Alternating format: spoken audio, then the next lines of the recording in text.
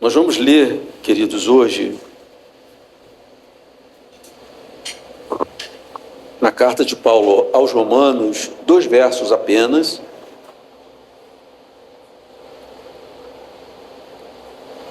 que é a nossa meditação aqui nessa manhã, ok? Romanos, capítulo 5, versos 1 e 2.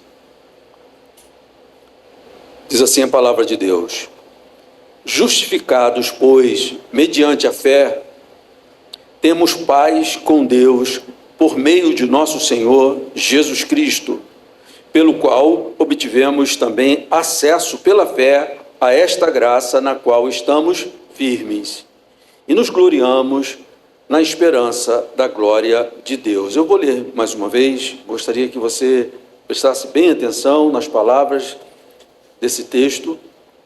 Verso 1 diz: justificados, pois, mediante a fé, temos paz com Deus, por meio de nosso Senhor Jesus Cristo, pelo qual obtivemos também acesso pela fé a esta graça na qual estamos firmes e nos gloriamos na esperança da glória de Deus. Até aí, amados. Bem, queridos, nós estamos em uma sequência de pregações onde nós temos refletido sobre os benefícios da nossa fé em Jesus Cristo e os benefícios que já experimentamos aqui nesse mundo, aqui nessa terra. Esse tem sido um tema aqui recorrente nessa sequência de pregações, ok, queridos? Os benefícios que advêm da nossa fé em Jesus Cristo, e especialmente os benefícios que nós já usufruímos aqui nessa vida e neste mundo. E nos 2 últimos domingos, por exemplo, nós falamos da mais maravilhosa vivência que nós podemos ter nessa vida debaixo do sol. Do que nós falamos? Nós falamos da comunhão real e direta com Deus, especialmente através da oração, ok? Eu falei especialmente porque, claro, nós não temos comunhão com Deus somente quando estamos orando, mas a oração é esse lugar onde, com potente realidade, nós experimentamos pessoalmente aquilo que Jesus Cristo prometeu lá em João, capítulo 14, verso 23. O que ele prometeu e que foi o tema da nossa pregação domingo passado: que ele viria e faria morada ao nosso lado, colocaria o seu lar conosco, com aqueles que o amam. E não é um sentimentalismo. Aqueles que amam a Jesus Cristo guardam as suas palavras, e ele diz: nós, meu Pai também o amará, e nós viremos e faremos nosso lar com ele. Então, queridos, a oração é esse lugar onde, com potente realidade, nós experimentamos essa graça que Jesus Cristo prometeu, então, em João, no capítulo 14, verso 23. Então, queridos, esses sermões fizeram asserções que precisam do mais sólido fundamento para que não sejamos acusados de delírio ou de ilusões.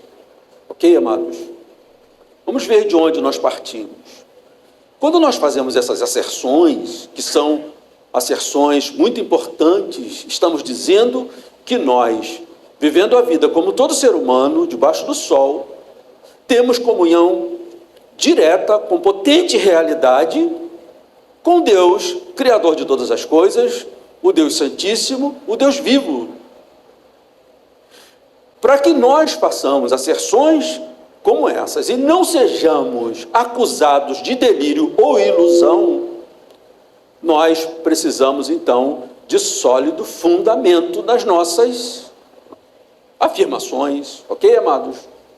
Porque tem gente que diz que tem contato e relação com vários tipos de coisas, e entidades e tudo mais.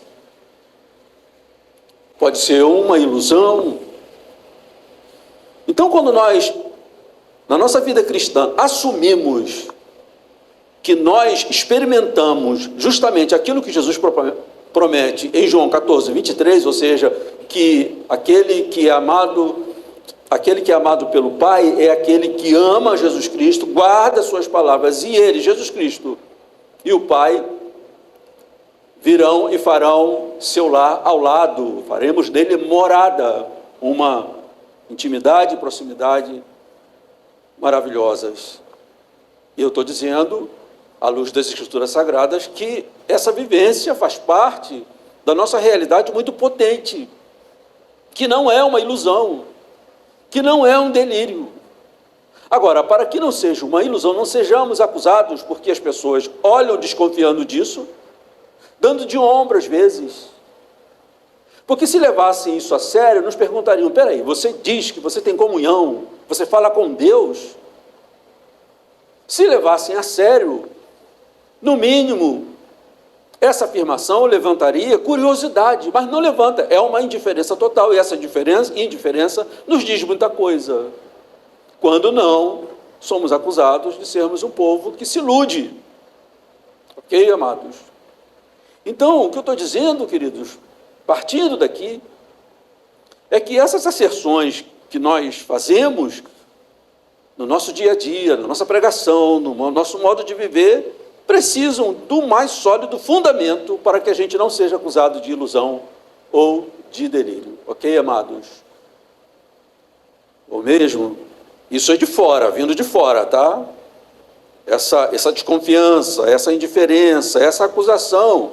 Porque outras coisas menos relevantes, quando se sabe que um ser humano está tendo acesso, desperta muito interesse. Qualquer coisa vira moda logo, logo, e tem um monte de seguidores. E por que não? Quando uma multidão de pessoas dizem que tem contato com Deus em oração, se relacionam com Ele, falam com Ele, caminham diante dele, são orientados por Ele, por que que isso não desperta a atenção de todos? Então, nós precisamos de ter sólido fundamento para ficarmos firmes nessa convicção que vivemos. Agora, a gente está falando de uma acusação e diferença de fora. Mas, até mesmo nós, se não mantivermos a certeza de que estamos firmes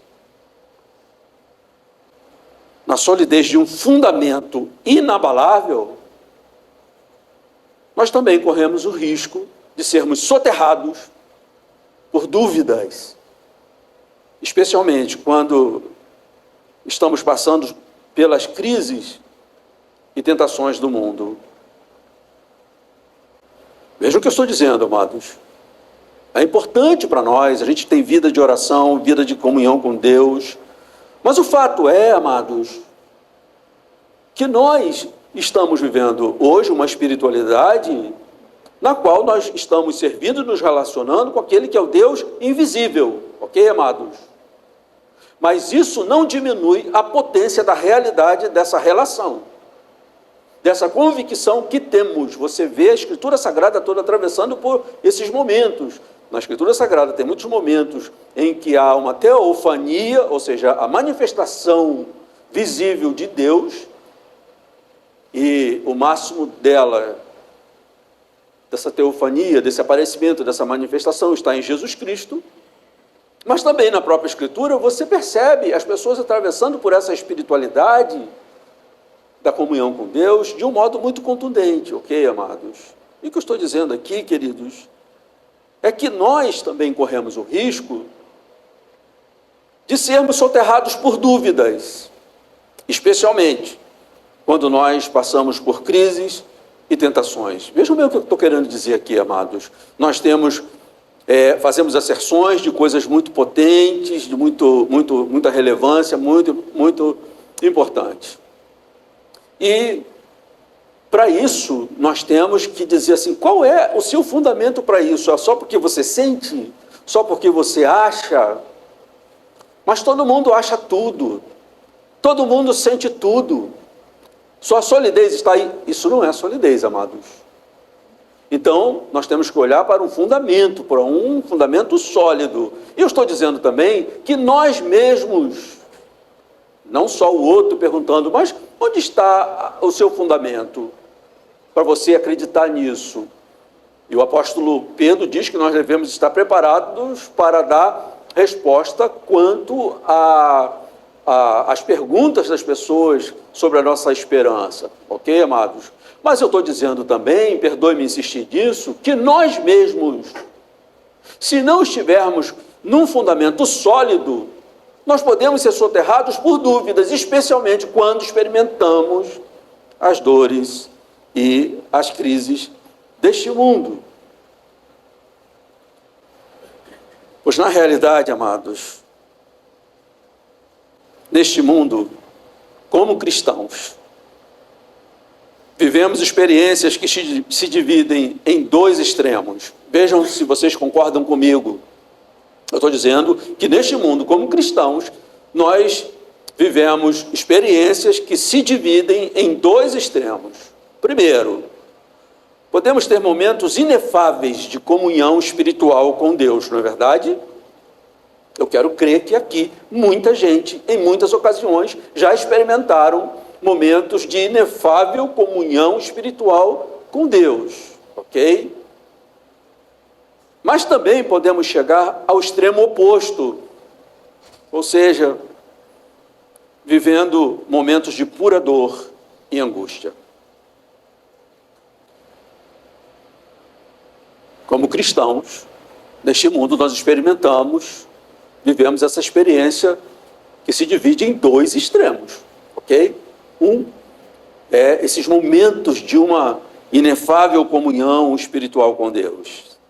E o outro é o extremo oposto. Momentos de pura dor e angústia. E nessas experiências, amados, de dor e angústia, podemos ser cercados por muita dúvida. Estão entendendo onde eu quero chegar, amados? Nós não somos imunes à dúvida, especialmente quando nós atravessamos por momentos de pura dor e angústia, tá? O que não acontece se você está vivendo o extremo oposto, momentos de inefável comunhão espiritual com Deus. Aí não. Mas eu estou dizendo que o cristão não vive só esse extremo de momentos inefáveis de pura comunhão espiritual com Deus. Ele vive também o extremo oposto, momentos de pura dor e angústia. Então, por isso nós precisamos de fundamento sólido, amados, porque quando nós estamos no momento de inefável comunhão com Deus, as nossas sensações, convicções, percepções, nossa consciência são potencializados, são apurados, sabe? Então a gente não duvida, a gente se entrega, a gente vive aquela glória, mas quando estamos no extremo oposto, essa capacidade de percepção, de sensibilidade, ela é turvada e podemos soterrar com muita dúvida. Então por isso nós precisamos de fundamento sólido, amados. Então o que eu quero dizer é que não nos esqueçamos nunca que nós vivemos num mundo que até mesmo quando estamos experimentando as maiores graças de Deus na nossa alma, nós ainda estamos num mundo que é marcado por suas dores profundas e seus desafios. Aqui eu estou falando outra coisa. Antes eu falei que nós dividimos a nossa experiência cristã entre dois extremos. No momento nós podemos experimentar inefáveis momentos de comunhão espiritual com Deus. Num outro extremo, oposto, nós podemos experimentar momentos de muita dor e angústia. Agora eu estou dizendo que mesmo quando nós estamos experimentando na nossa alma as maiores graças de Deus, ainda assim nós estamos experimentando essa graça de Deus no mundo marcado por aflições e dores. Ou seja, você nunca está isento. As preocupações estão sempre borbulhando. As histórias, muitas vezes você está na presença de Deus, você está marcado por alguém que você sabe que está sofrendo muito. Isso te impacta. Isso mexe com você. Então, nos esqueçamos disso. Então, queridos, para não sucumbirmos Em um mundo que nos desafia por causa da natureza das suas aflições, nós precisamos estar com os pés plantados sobre a rocha que nos dá certeza e esperança crescentes. É o único jeito que nós temos para não sucumbirmos às dúvidas que as pressões da vida podem trazer de nós. É estarmos com os nossos pés plantados sobre a rocha que nos dá certeza e esperança crescentes. Eu queria dizer, antes de entrar no texto, que as mais inefáveis experiências que vivemos através da fé são reais,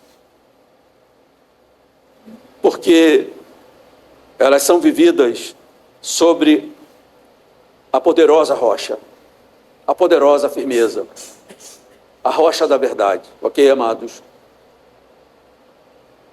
E mesmo as experiências difíceis, elas são suportadas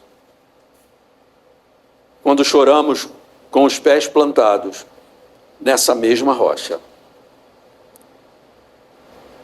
Nesse caso, as lágrimas podem escorrer do nosso rosto, mas os nossos pés não escorregarão da rocha firme, ok, amados? Então nós não precisamos ter medo de atravessar por isso, desde que nós estejamos firmes nessa rocha. E esse texto de Romanos 5, versos 1 e 2, nos apresenta elementos, amados, que definem muito bem a base sólida de tudo que nós temos experimentado em Deus e tudo que com certeza ainda experimentaremos através da nossa fé e comunhão com Cristo Jesus. Esse texto de Romanos que eu trouxe para vocês hoje nos apresenta esses elementos. Me permitam voltar então ao texto, capítulo 5 de Romanos, versos 1 e 2. Justificados, pois, mediante a fé, temos paz com Deus, por meio de nosso Senhor Jesus Cristo, pelo qual obtivemos também acesso, pela fé, a esta graça na qual estamos firmes e nos gloriamos na esperança da glória de Deus. Texto maravilhoso, com um conteúdo de ensino poderoso que nos dá a resposta para tudo isso que já meditamos aqui nessa introdução. Justificados, pois, mediante a fé, temos paz com Deus. Então, queridos, à luz desse texto, em primeiro lugar, o Senhor está nos dizendo, na sua palavra, que em Cristo o nosso relacionamento com Deus é de paz. Justificados, pois, mediante a fé, temos paz com Deus. O texto está nos dizendo que em Cristo Jesus o nosso relacionamento com Deus é de paz. Por que isso é importante, amados? A gente está aqui falando que a gente precisa apresentar fundamentos sólidos para garantir que o relacionamento que estamos dizendo ter com Deus não trata-se de uma ilusão ou delírio, ok, amados? A única coisa que nos impediria, de fato, a comunhão com Deus seria um relacionamento de inimizade com Ele. Esse texto está dizendo que em Cristo Jesus, pela fé em nosso Senhor Jesus, o nosso relacionamento com Deus é de paz. E eu disse que a única coisa que nos impediria de ter um genuíno relacionamento com Deus seria a nossa inimizade com Ele. Por que eu parto daí, amados? Porque alguém pode dizer assim, mas você diz que você tem comunhão com Deus, olha a pessoa que você é uma pessoa muito simples. A simplicidade não é um impedimento para ter relacionamento com Deus, de fato. A inimizade com Ele é. Mas essa vida, olha a configuração dessa vida, desse mundo, cara. Você está trazendo coisas metafísicas, sabe? Transcendentes. Não é a transcendência nem a metafísica do mundo que impedem de nós termos um relacionamento genuíno com Deus. A inimizade é.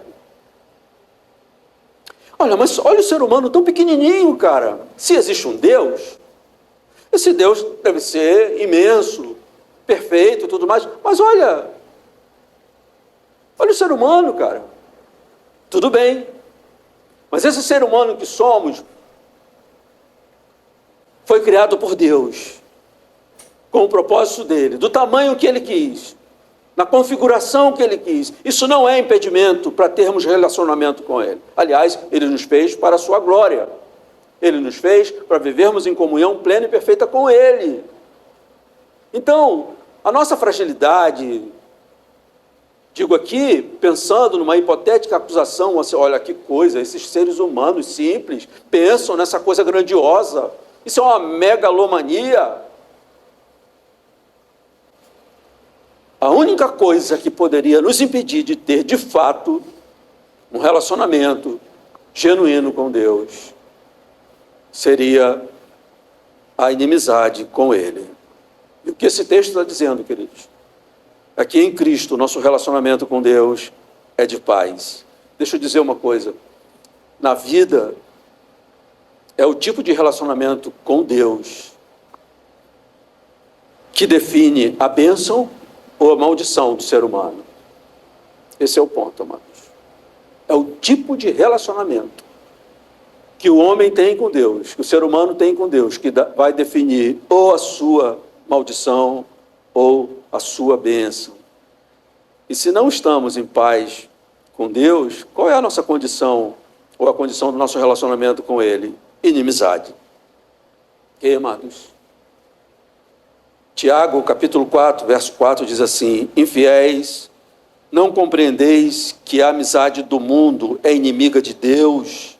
Aquele, pois, que quiser ser amigo do mundo, constitui-se inimigo de Deus. Ou você está em paz com Deus, ou você está em rebelião com Ele. Não existe meio termo. Ou você está em paz com Deus, ou você está em rebelião com Ele. E sem Cristo, amados, nós mesmos éramos filhos do descontentamento divino. Ok, amados? Chama atenção para isso. Nós não nascemos em paz com Deus. Sem Cristo, nós mesmos éramos filhos do descontentamento de Deus. Olha o que Paulo diz em Efésios 2, versos de 1 a 3. Ele lhes deu vida quando vocês estavam mortos em suas transgressões e pecados, nos quais vocês andaram noutro tempo, segundo o curso deste mundo, segundo o príncipe da potestade do ar, do espírito que agora atua nos filhos da desobediência. Entre eles também nós todos andávamos no passado, segundo as inclinações da nossa carne, fazendo a vontade da carne e dos pensamentos. E ele conclui dizendo: e éramos por natureza filhos da ira, como também os demais. Sem Cristo, nós éramos filhos do descontentamento de Deus / a ira de Deus. Mas a carta aos Romanos, no capítulo 5, verso 1, nos diz que em Jesus Cristo essa condição terrível foi maravilhosamente mudada. É o texto que nós estamos lendo. Romanos 1, verso 1 diz: justificados, pois, mediante a fé, temos paz com Deus por meio de Jesus Cristo. Justificados, pois, mediante a fé, temos paz com Deus por meio de nosso Senhor Jesus Cristo. Então nós estamos falando aqui, amados, de uma doutrina chamada doutrina da justificação. Doutrina bíblica da justificação. E eu queria falar um pouco sobre essa doutrina, que é muito importante para nós e para o tema que nós estamos trabalhando aqui. Nós estamos buscando fundamentos que justifiquem as asserções que nós fazemos, são asserções daquilo que nós vivemos, dizendo que nós temos comunhão com Deus, que nós nos relacionamos com Ele. Nós procuramos um templo todos os domingos para adorar seu nome em congregação, mas não só isso, em nossa vida nós vivemos com temor, obedecemos a sua palavra e tudo mais. Então, queridos, o texto que Paulo está aqui colocando, ele fala da doutrina da justificação. E aí, preste atenção, por favor. Como pode um pecador ser justo aos olhos do Deus Santo? O pecado do pecador é sempre contra Deus. Ok, amados? A pessoa está contra Deus E por isso ela não pode ser justa aos olhos de Deus. Se estamos contra Deus, Ele está contra nós. E não poderia ser diferente, porque a perfeição divina exige isso dele ter indignação e uma reação de ira por conta da sua santidade contra o pecado.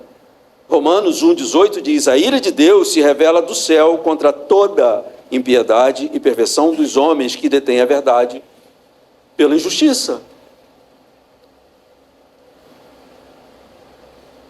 Essa era a nossa situação, amados, e nosso relacionamento com Deus. Agora, preste atenção nisso, por favor. Frequentemente se fracassa em reconhecer a gravidade desse fato. A realidade do nosso pecado e a realidade da ira de Deus não são bem reconhecidas, não são bem entendidas. Sem esse reconhecimento da gravidade do pecado, da gravidade da ira de Deus, esse grande tema da justificação jamais vai tocar no profundo dos nossos espíritos. Vai ser uma coisa meio sem sentido. Parece que interessa só aqueles que se interessam por minúcias. Mas isso tem a ver conosco, amados. E isso só vai, a doutrina da justificação só vai tocar de fato, profundamente, em nosso espírito, a partir do momento em que nós reconhecermos a gravidade, tanto do pecado, quanto da ira de Deus. Especialmente na igreja do século 21, se não reabilitarmos a nossa compreensão da gravidade de tudo isso, essa doutrina será um pouco sem sentido. Nós precisamos estar, então, conscientes, com um profundo senso da majestade de Deus, e não um Deus genérico, um Deus fraco, que abre mão da sua santidade por causa do filhinho, uma criatura frágil. Nós temos que ter consciência, amados, da majestade de Deus. Se estamos falando da majestade de Deus, nós vamos considerar a sua santidade.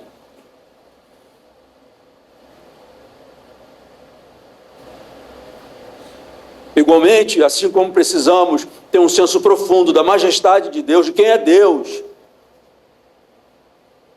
domesticamos muito essa coisa chamada religião, amados. E parece que Deus está ao nosso comando, eu determino. Vai ser assim.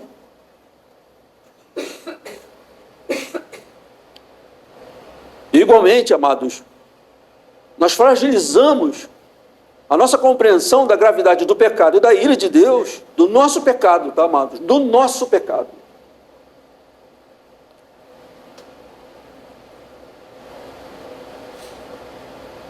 E acaba que o pecado é reconhecido como pouco mais que um infortúnio, um desajuste,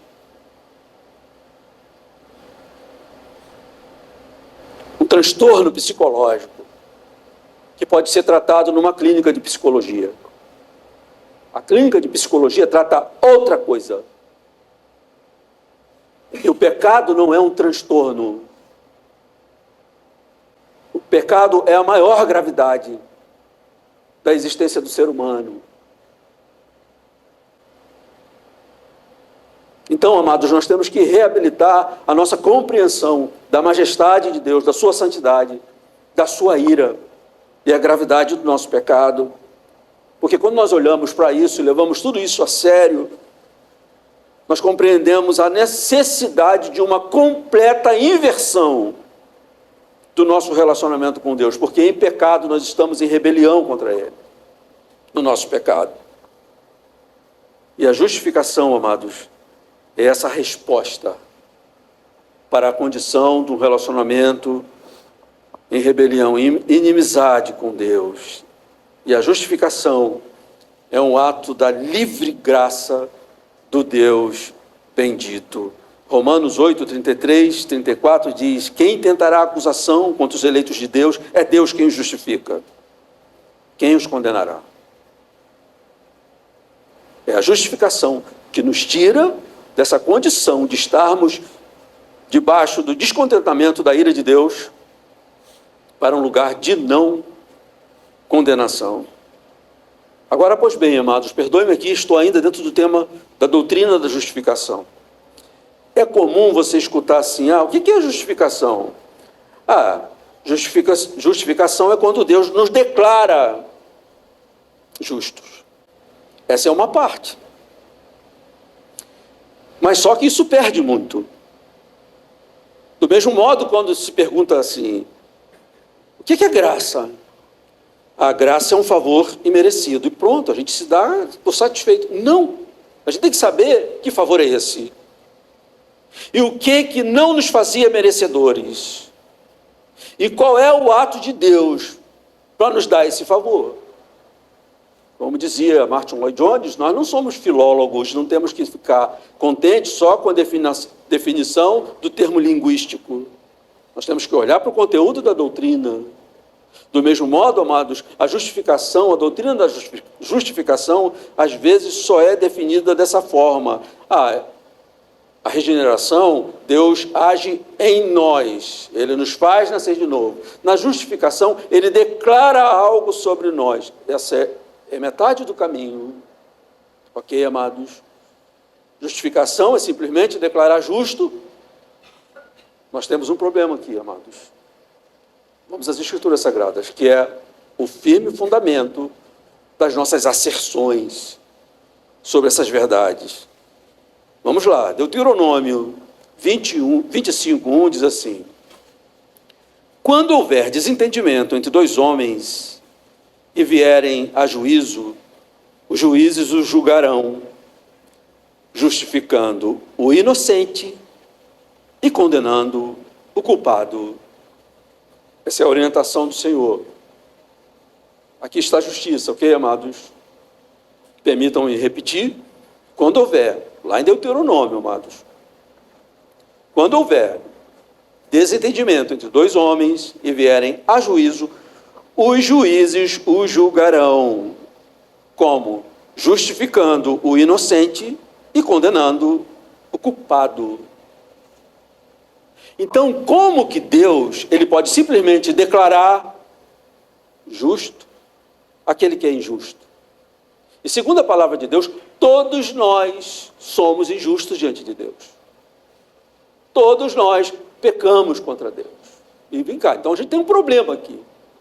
Se Deus está falando que é assim que se julga, por justiça, justificando o inocente e condenando o culpado. Você dizer que justificação é uma declaração de Deus, como Deus declara justo, isso é certo se você está falando que Deus declara justo o inocente. Não é o nosso caso. E para clarificar mais ainda, Provérbios 17:15 diz assim: o Senhor detesta quem justifica o ímpio e quem condena o justo. Ele detesta tanto um quanto o outro. Olha, amados, não há incoerência em Deus. Deus é santo, perfeito e justo. Então nós temos uma questão aqui. Porque Deus, na verdade, justifica o ímpio. Ele justifica o injusto. Agora, Ele deixa de ser Deus fazendo isso de modo nenhum. Então tem um ponto mais profundo nessa doutrina. Deus não justifica pessoas que são retas. Ok, amados? Mas pessoas que são ímpias. Como pode ser isso, então? Como Ele pode declarar justo aquele que é ímpio? Sem quebrar a sua própria regra, que Ele diz que Ele odeia aquele que inocenta o culpado e condena o justo. Se Ele mesmo inocenta o culpado, se Ele declara justo o ímpio, Ele teria um problema, mas Ele não tem.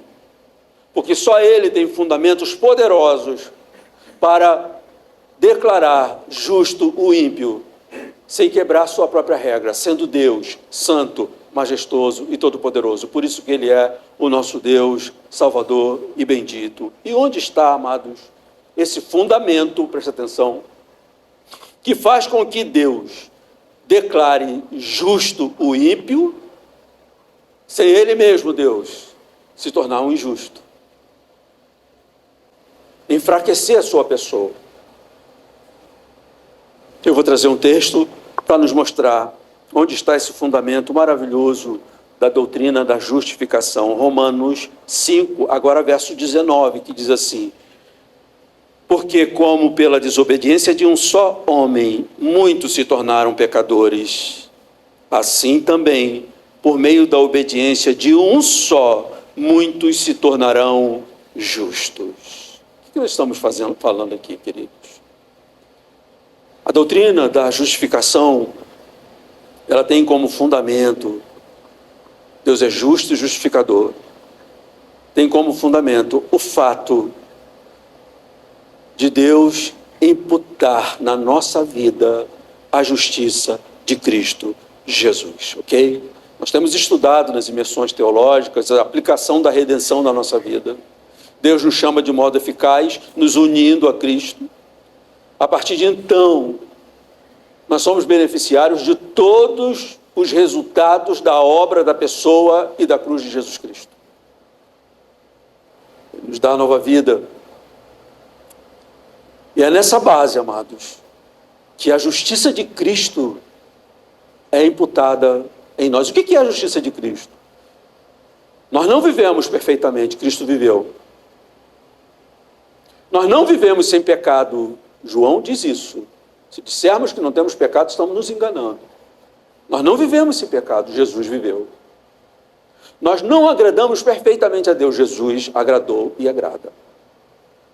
Então, quando nós somos unidos a Cristo Jesus, essa justiça dele é imputada em nós.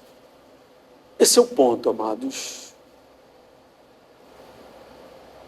E aí você vê a beleza da fé em Cristo Jesus.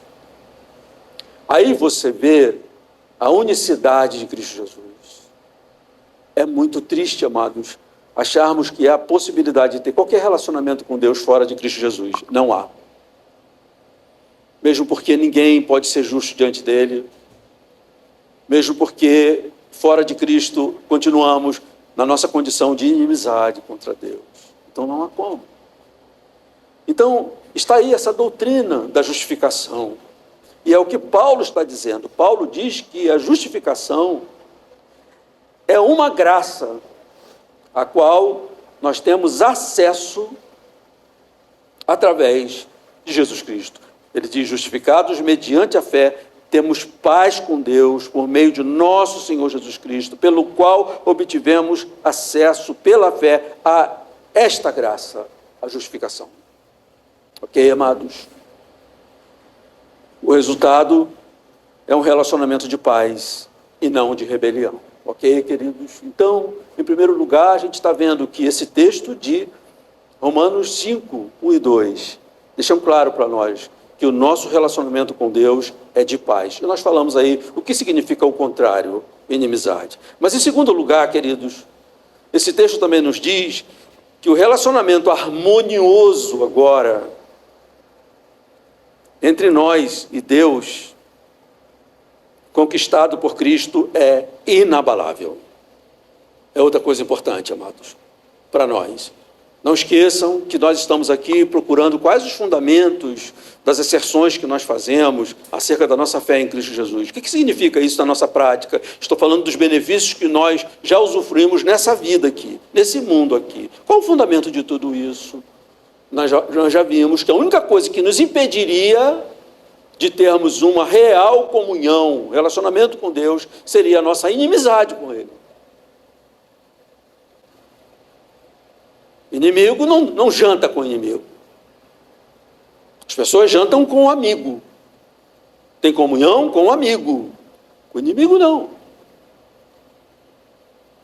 Agora, amados, em segundo lugar, Esse texto está nos dizendo que o relacionamento harmonioso entre nós e Deus, conquistado por Cristo, é inabalável. Vejam o que diz o texto, verso 1 do capítulo 5 de Romanos: justificados, pois, mediante a fé, temos paz com Deus por meio de nosso Senhor Jesus Cristo, pelo qual obtivemos também acesso, pela fé, a esta graça na qual estamos firmes. Estamos firmes. Vamos aplicar isso para a nossa vida? É a firmeza desse relacionamento harmonioso que pela fé em Jesus se instalou entre nós e Deus, que nós temos acesso a Ele, e esse novo relacionamento harmonioso é inabalável. Isso é muito importante para nós, amados, porque no mundo dos homens, no mundo dos seres humanos, nada garante que as amizades, os relacionamentos são para sempre. Às vezes nem relacionamento entre pais e filhos, entre cônjuges, amigos. Mas esse novo relacionamento conquistado por Cristo Jesus, entre nós e Deus, um relacionamento harmonioso, não de rebelião, mas de paz, é inabalável, pelo qual obtivemos também acesso pela fé a esta graça na qual estamos firmes. E aplicando para a nossa vida, amados, é a firmeza desse relacionamento harmonioso que nos dá segurança para vivermos a nossa vida diante de Deus. Ok, queridos? É essa firmeza. Não é uma desconfiança, uma possibilidade. Olha, eu vou, hein? Tem certeza que Ele está em paz comigo?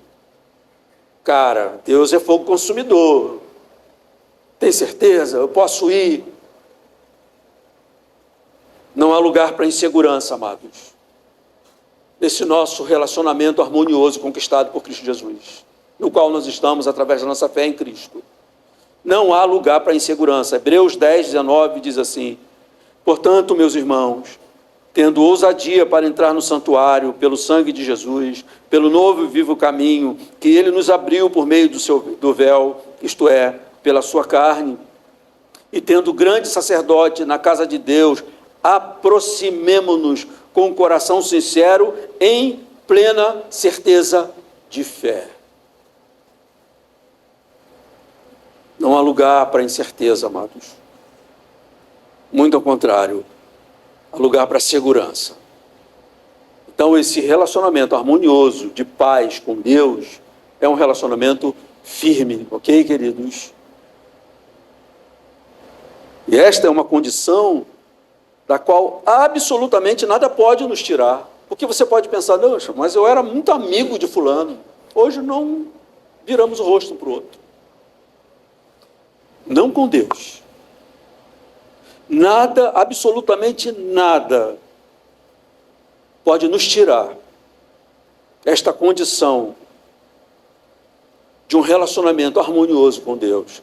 Romanos 8, 31, 34 diz: que diremos então à vista dessas coisas? Se Deus é por nós, quem será contra nós? Aquele que não poupou seu próprio filho, mas por todos nós o entregou, será que não nos dará graciosamente com ele todas as coisas? Aí ele segue: quem intentará acusação contra os eleitos de Deus? É Deus quem os justifica. Quem os condenará? É Cristo Jesus quem morreu, ou melhor, quem ressuscitou, o qual está à direita de Deus e também intercede por nós. E ainda, Romanos 38 e 39, ele diz: porque estou bem certo que nem a morte, nem a vida, nem os anjos, nem os principados, nem as coisas do presente, essa vida que você está vivendo, com suas lutas, seus desafios, nem o porvir, não tenha medo do futuro, nem os poderes, nem a altura, nem a profundidade, nem qualquer outra criatura poderá nos separar do amor de Deus que está em Cristo Jesus, o nosso Senhor. Então, queridos, esse nosso relacionamento com Deus é harmonioso, de paz. A única coisa que nos impediria de ter comunhão real com Ele seria a nossa inimizade. Isso foi conquistado por Cristo. na cruz, ele nos justificou de um modo santo, perfeito, glorioso, e esse relacionamento ele é inabalável. Paulo então diz, no texto que estamos lendo, Romanos 5:1, justificados, pois, mediante a fé, temos paz com Deus por meio de nosso Senhor Jesus Cristo. Verso 2, pelo qual obtivemos também acesso pela fé a essa graça na qual estamos firmes. A justificação é uma graça tão firme que temos uma paz segura para usufruirmos do mais harmonioso relacionamento com Deus. Estão vendo aqui, amados? Eu hoje não estou sentindo que Deus está favorável a mim. É no sentimento que você tem a sua solidez. Eu estou sentindo que o contexto está me mostrando que Deus está nem aí para mim. É no sentimento, na avaliação, ou nesse firme fundamento, que nessa graça da justificação pela fé, nós temos paz com Deus e estamos firmes. Não há o que temer, amados. Pelo contrário, há muito o que usufruir. Ok, queridos? Então nós vimos, à luz desse texto, que o nosso relacionamento com Deus é relacionamento de paz, que nos garante um relacionamento harmonioso com Ele. E olha o que Ele fez para garantir tudo isso. Estamos dizendo também, à luz desse texto, em segundo lugar, que esse relacionamento harmonioso com Deus é inabalável. Nós estamos firmes. Nada pode nos separar do amor de Deus que está em Cristo Jesus. Em terceiro lugar, para concluir, queridos, esse texto nos diz que esse relacionamento harmonioso com Deus tem um auge a ser atingido. É importante isso aqui para nós. Eu gostaria que você prestasse atenção nisso, que tem a ver com a sua vida e com a minha vida no dia a dia. Não somos triunfalistas, amados. Então é muito importante a gente considerar esse terceiro ponto aqui.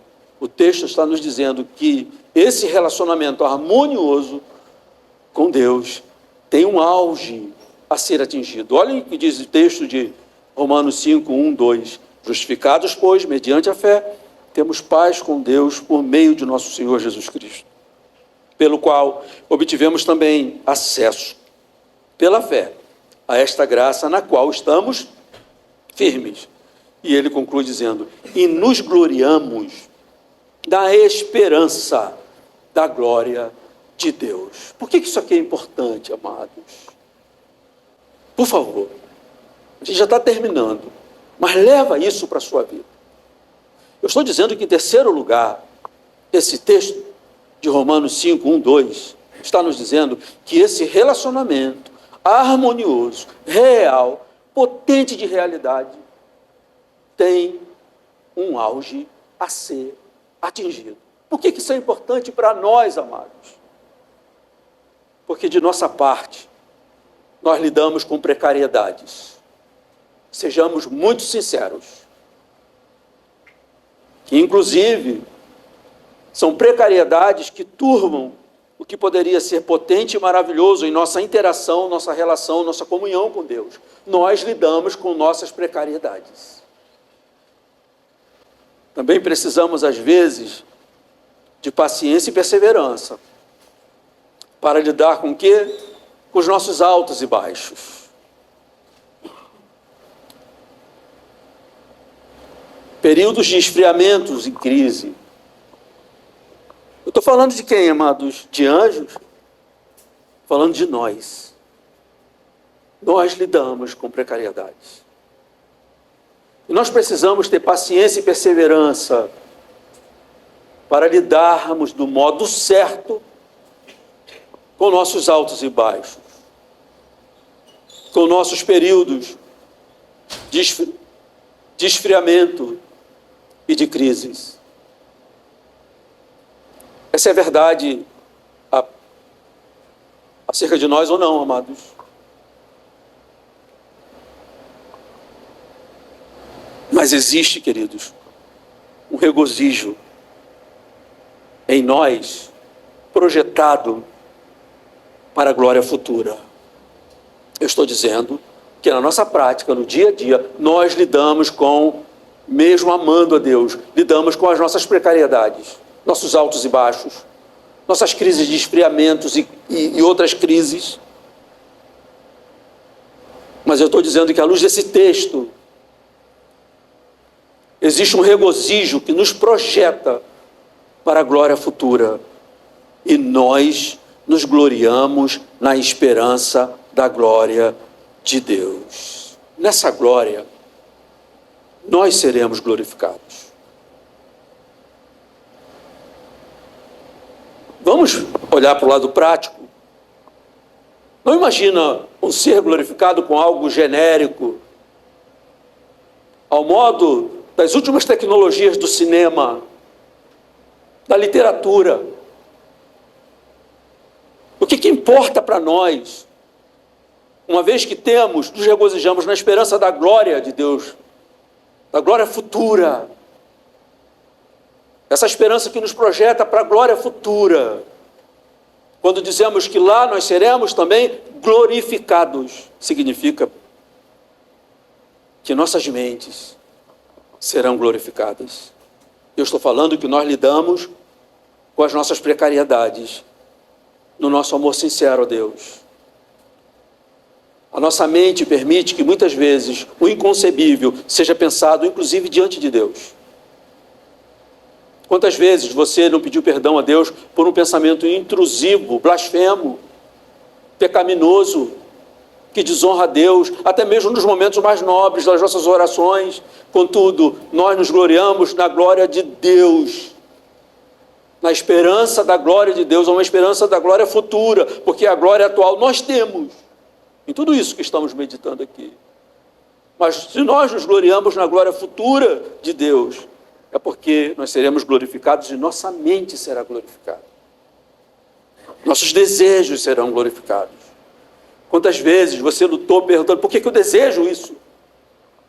Gostaria de não desejar. Eu amo esse Deus. Quero servi-lo. Por que eu desejo isso? Paulo está dizendo que nós nos gloriamos na esperança da glória de Deus, porque os nossos desejos serão glorificados. Amém, amados? Nosso amor por Deus será glorificado. E o tempo todo, amados, nós estamos vivendo a luta de amar a Deus acima de todas as coisas, com todo o nosso coração. E é muito fácil nós falarmos isso, o amar a Deus com todo entendimento, com toda força, com todo o coração, mas olha para a prática e vê se isso corresponde à realidade. O nosso amor por Deus também será glorificado. Claro, amados, que nós vamos dizer, nós nos gloriamos na esperança da glória de Deus, porque tudo que nós queremos é servi-lo de verdade, é amá-lo de verdade, mas nós lutamos com as nossas precariedades, amados. O que a gente vai fazer? Vai deprimir? Ou vai ser indiferente? Não dá para mim. Isso é o irmão fulano que é lá fervoroso. Não, amados. Nós vamos nos gloriar na esperança da glória de Deus. Um dia esse amor será perfeito. Tudo isso deve nos encher de esperança quando lidamos com as nossas fraquezas, nossas limitações aqui, amados.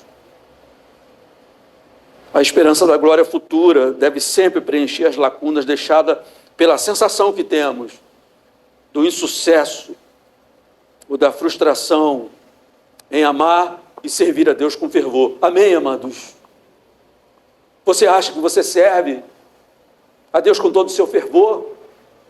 Com toda a sua fidelidade? O tempo todo não tem coisas disputando com você esse amor por Deus? Então, queridos, a esperança da glória futura deve sempre preencher essas lacunas.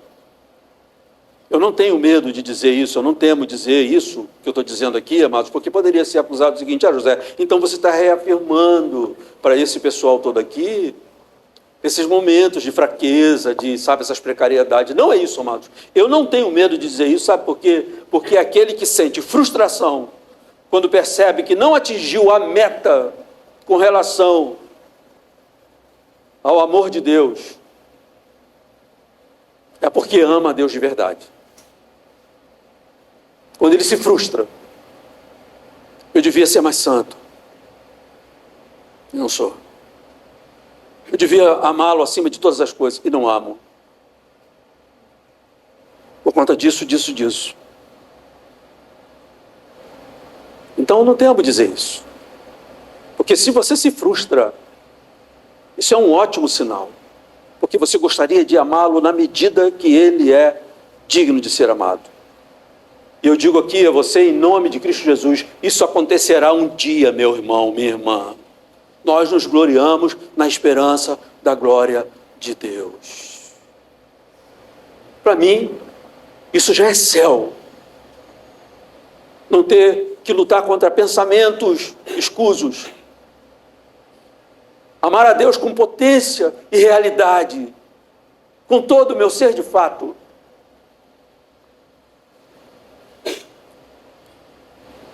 E tem mais, amados. Estou concluindo, tá, amados? Tem mais. Hoje aqui, ainda que consigamos atingir o máximo que podemos, ainda assim nós diremos: isso é nada diante daquilo que ele merece. Vocês concordam, queridos? Mesmo que a gente atinja a meta, amando com toda a intensidade do nosso coração, servindo, temendo com toda a intensidade do nosso coração. Se nós conhecemos de fato a Deus, Sua Majestade, como dissemos aqui no começo, nós vamos dizer: isso é nada diante daquilo que Ele é digno, na sua mais perfeita dignidade. Eu digo mais: desconfie da sensação de que você já atingiu a perfeição. Desconfie disso. Olha lá o fariseu e o publicano orando. Um se arrogava na sua própria perfeição, os seus próprios movimentos religiosos. E o outro não ousava levantar os olhos aos céus, batia no peito dizendo: seja propício a mim, porque sou pecador. A bem da verdade, essa deve ser... Jesus falou, esse desceu de lá do templo justificado. Ele é justificado. Porque ele sabe muito bem que, embora ele dê tudo como o fariseu acha que dá, ele confia na graça de Deus. Que ele está sempre sentindo que está a meio caminho. Ok, amados? Desconfie, então. Mas, ao ter certeza de que você sempre fica aquém do que você deveria ser diante de Deus, lembre-se que a justiça de Cristo foi imputada a você, tá? Isso é muito importante, amados. Por que eu trago aqui? Não trago uma licença para a gente ser indiferente. Eu sou um ser humano. Aí a gente diz, errar é humano. Não é isso que salva o homem. O erro do ser humano condena. E quando nós temos percepção de que fomos menos do que deveríamos ser, aí se levanta a beleza de Cristo diante de nós, porque a sua justiça foi imputada a nós. Por isso que Deus nos declarou justificados. Por exemplo, ele amou ao Pai perfeitamente. Se você está em Cristo, você ama o Pai perfeitamente. Estão entendendo aqui a lógica? Ele foi justo em seu modo de viver, perfeito na sua obediência. Em Cristo, você é justo. Mas para isso você precisa estar unido a Ele, como José. Qual é o processo? Fé. Confiar nele. Confiar nele. 1 Coríntios, capítulo 1, verso 28, diz assim: e Deus escolheu as coisas humildes do mundo. Não escolheu aquele prepotente fariseu, amados. Deus escolheu as coisas humildes do mundo e as desprezadas. E aquelas que não são. Não adianta dizer que você é. Diante de Deus, não, amados. Mas ele escolheu aquelas que não são, para reduzir a nada as que são, a fim de que ninguém se glorie na presença de Deus. Mas vocês são dele, em Cristo Jesus, o qual se tornou para nós, da parte de Deus, o quê? Sabedoria, justiça, santificação e redenção, para que, como está escrito, aquele que se gloria, glorie-se no Senhor. É a única razão que nós temos para chegar diante de Deus e dizer: Senhor, eu amo o Senhor de verdade.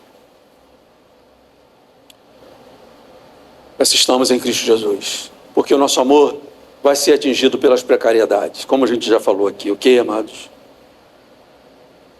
Mas voltando aqui ao texto de Romanos 5:2, nós já nos gloriamos hoje na esperança da glória de Deus, ok? E o que significa dizer, eu repito, que em Cristo as nossas precariedades não devem nos deprimir. Em Cristo nós temos esperança, que suprime as frustrações.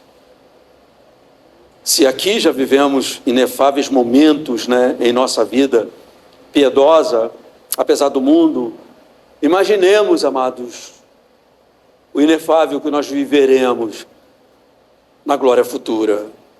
1 João, primeira carta de João, capítulo 3, verso 2. Amados, amados, agora somos filhos de Deus, e ainda não se manifestou o que haveremos de ser. Sabemos que, quando Ele se manifestar, seremos semelhantes a Ele, porque haveremos de vê-lo como Ele é. Na glória, você vai assumir gloriosamente a sua semelhança com Cristo. Aqui, você assume a sua justiça, a justiça de Cristo, a sua perfeição, a sua santidade. Eu disse, amados, que isso tudo que eu estou falando aqui não é para dar licença para a indiferença. O famoso errar é humano. Sou precário. Muito ao contrário. E aí eu queria ler o último texto fora de Romanos 5. Olha o que Paulo diz lá em Filipenses, capítulo 3, verso 12 e 14. Não que eu tenha já recebido ou já tenha obtido a perfeição. Ok, amados? Todos nós, em paz com isso. Não que eu tenha já recebido ou tenha já obtido a perfeição, mas prossigo para conquistar aquilo para o que também fui conquistado por Cristo Jesus. Irmãos, quanto a mim, não julgo havê-lo alcançado, mas uma coisa faço, esquecendo-me das coisas que para trás ficam e avançando para as que diante de mim estão, prossigo para o alvo, para o prêmio da soberana vocação de Deus em Cristo Jesus.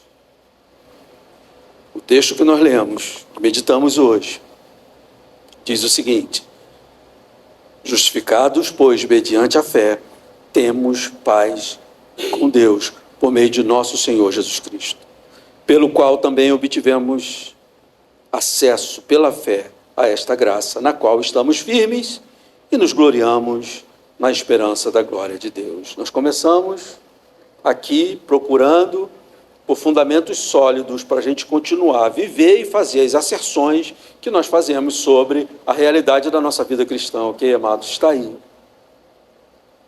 A única coisa que poderia nos impedir, Deus cuidou de curar. Ele nos justificou em Cristo Jesus. E vemos a beleza dessa obra de Deus.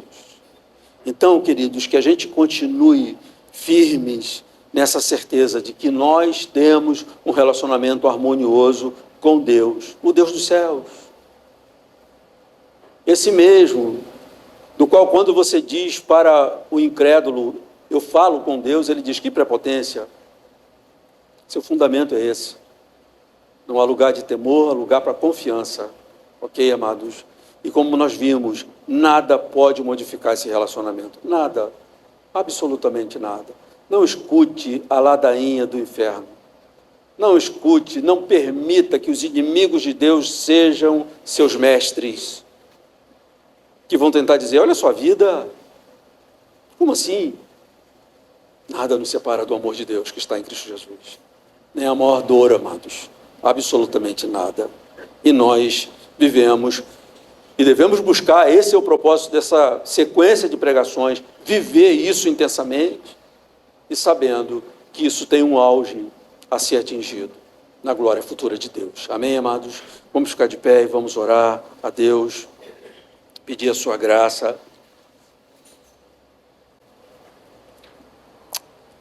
Nessa manhã.